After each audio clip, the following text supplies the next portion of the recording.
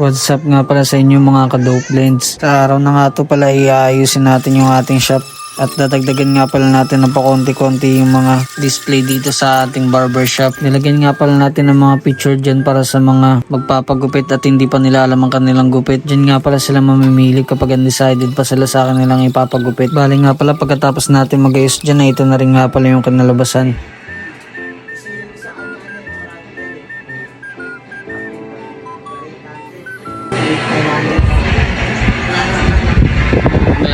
Ililigpitin na rin pala natin yung nasa likod. Maya nga lang pala dumating na rin yung kapitbahay natin. Siya nga pala yung una nating customer sa araw na to ngayon. Bale ang gupit niya nga pala dito is barbers lang daw. Gusto niya lang daw na malinis tapos hindi natin tatanggalin yung kanyang patilya. At pagkatapos nga ng gupitan namin na ito na nga rin pala yung kinalabasan.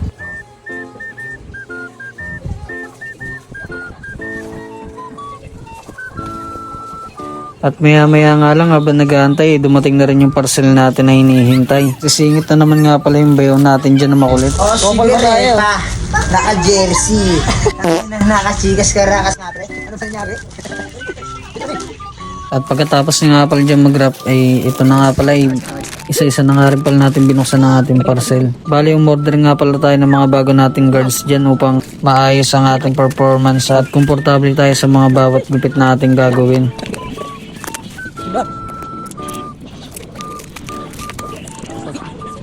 Bali bumili nga pala tayo ng made show dyan dahil bukod sa maganda na malakas yung motor at matalas pa. Uy, pogi! Bali tuntua nga pala ako dyan dahil nakapag-invest nga pala tayo ng gamit nating razor. At maya nga lang pala dumating na rin yung isa nating customer ng mga nakaraang araw. Bumalik nga pala siya sa atin dahil nagustuhan niya yung nakaraan nating gupit sa kanya. Bali sa kanya nga pala natin unang nailapat yung bago nating razor. Bali nga pala ang gusto niya nga palang ipagupit dito is Edgar cut. At sinadjust ko naman sa kanya na walang masyadong bawas yun at baka magalit din yung magulang niya. Pinaper ko na nga lang din pala yung gilid. Siyempre susundin pa rin natin yung gusto niyang gupit na Edgar cut. Kaya ayun, ginawa pa rin natin. Hali nga pala ang kakalabasan pala dito ng gupit niya is Edgar cut. Tapos naka-paper fade yung gilid. At pagkatapos nga rin pala namin magupitan na ito na nga rin pala yung kinalabasan.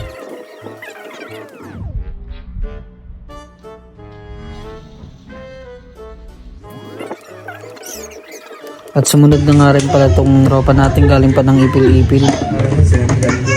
Pang Daniel Padilla lang. Ayaw mo lang niya. Bali nagtanong nga pala siya sa atin kung ano yung babagi sa kanyang gupit. Sinabi ko nga pala na wag na natin masyadong kalbuin upang pag nilinya natin yung kanyang noo is hindi ganun kataas kapag nilagyan na natin ng devil cut. Tapos minid fade nga lang pala natin yan upang maganda pa rin yung transition ng kanyang buhok. Bali wala naman thrill kung hindi natin siya pagtitipan. Okay na! Yung nagsasabi. Paikutin mo, may pakilapit likod. Hey! Hey! Angas na! Ano sa mga pogi? Ano sa mga pogi? Ano si mga pogi? Ay, ito na ba? Ano yan? Gogi Nard. Pakiko ka na nun eh. O, ikot mo. Ikot na na. Ikot mo. O, di ba? Ay! Pakiko ka na nun. Angas doon. Ano sa mga pogi? Pakatayo mo ka. Panis ang mga pogi. Panis. Panis Hey! yung likod. Hindi mo paluta. Hindi mo yung likod. Ang ba yun? Malagay ko na. Bali pinagpatuloy na nga rin pala natin ayusin yung kanyang buhok. Tapos gagamitan nga pala natin yan ng blade upang mas maging maayos at malinis ang kanyang noo. At para mas makita talaga ang linya.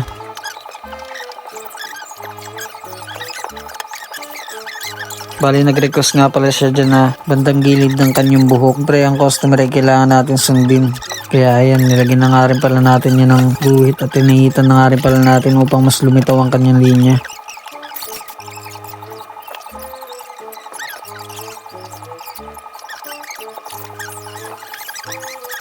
At pagkatapos nga pala na mahaba namin gupitan is ito na nga rin pala yung kinalabasan nun.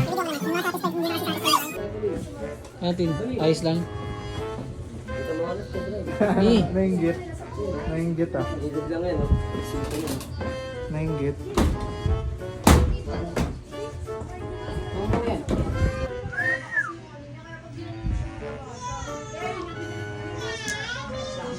Sumunod na nga rin pala tong pinsan ng asawa ko, kaya yun, binanatan na nga rin pala natin ang kanyang buhok. Bali, ang gupit niya nga pala dyan is slow fade lang. Ayun nga pala yung lagi niyang pinapagupit sa akin. Mabilis nga palang humaba yung buhok niya itong pinsan ng asawa ko. Kaya kada 2 linggo ay nagpapagupit siya sa atin.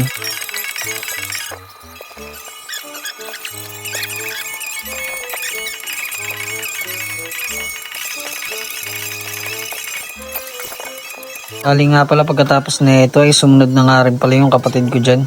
Bali nga pala nung mga unang gupit natin sa kanila, hindi pa ako masyadong marunong isukaw ka. Kaya nakita nila yung malaking improvement na sobrang ganda daw ng gupit ngayon. Ganun naman talaga sa una eh. Basta tsagain mo lang, hindi mo mapapansin na gumagaling ka na. Basta mahalin mo lang yung proseso, step by step lang upang wala kang makaligtaan. Dahil lang masyadong nagmamadali ay mas lalong magkakamali at baka yun pa ang magpatagal sa'yo. Lagi mo lang isipan na hindi ka nakikipag-unahan. Kaya dapat proseso lang. Dahil sa larangan ng gupit ay hindi ito pabilisan, hindi palinisan at masundan natin yung mga gustong gupit ng ating client.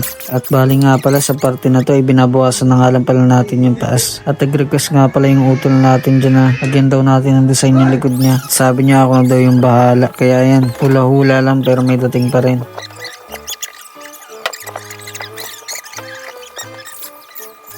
Pagkatapos nga pala niyan na ito na nga rin pala yung kinalabasan dyan. Bali ang gupit niya nga pala dito is taper fade lang. Tapos nilagyan lang natin ang simpleng design sa likod.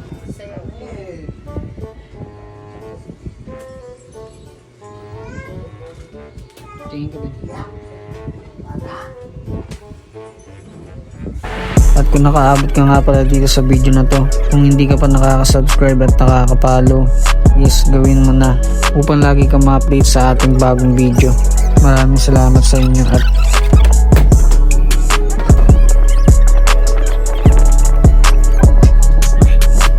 peace out.